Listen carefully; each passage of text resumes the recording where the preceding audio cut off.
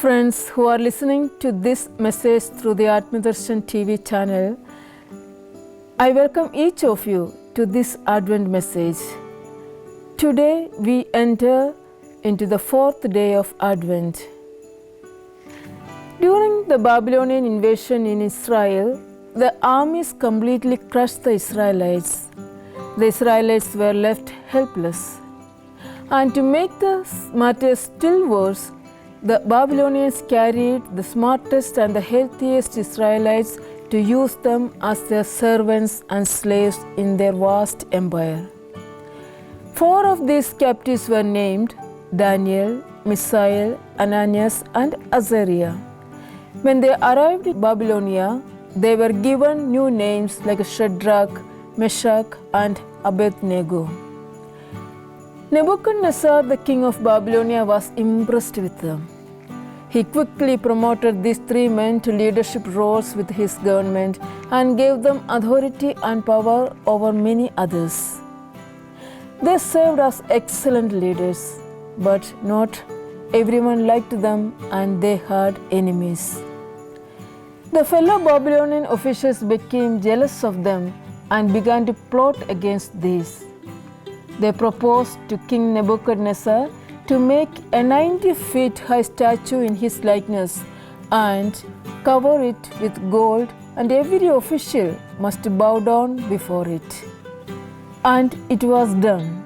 The king's commander then ordered, when the music begins, you are ordered to fall down and worship the image.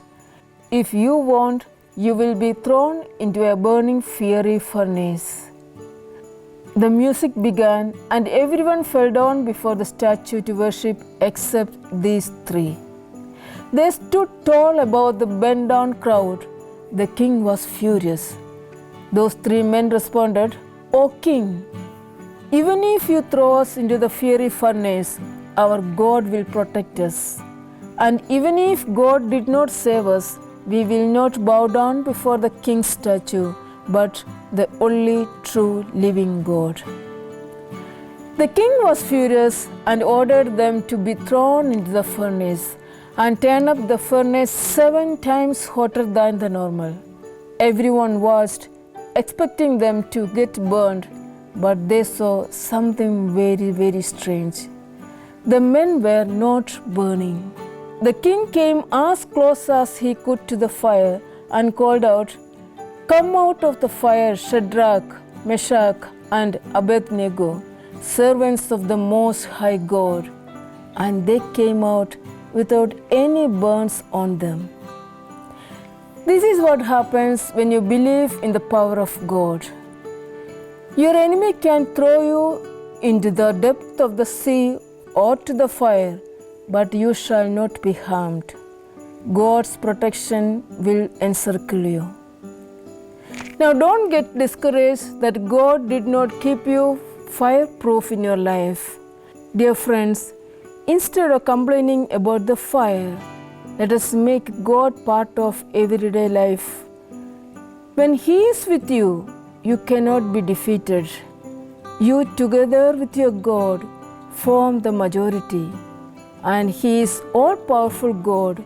He is not limited by the fire, storm, or the famines. God doesn't either deliver us from every fire. Sometimes He will take us through the fire. The good news is, God knows how to make you fire resistant. Sudden breaks cannot stop God's plan for you. Sickness, famine, flood, pandemic do not have the final say. The final decision rests only on God. So friends, when God does not stop you from entering the negative situations, remember He uses opponents to move you into your purpose. We would never know the power of God unless we fall into the storm of life where God becomes your rescuer. Your enemy may have turned up the fire 7 times hotter than the normal one for you, but they did not do that without God's approval. Worry not.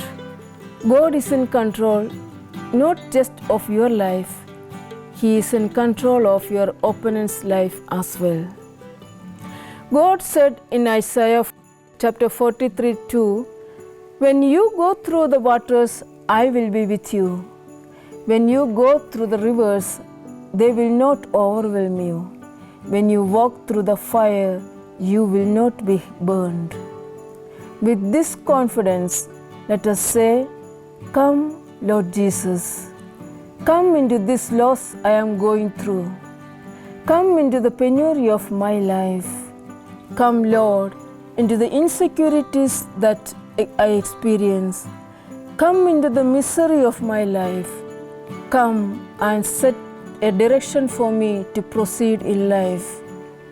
Come and set me free from all types of addictions that enslave me. Come to give me the hope that you and I together can defeat every negative force in life. Amen."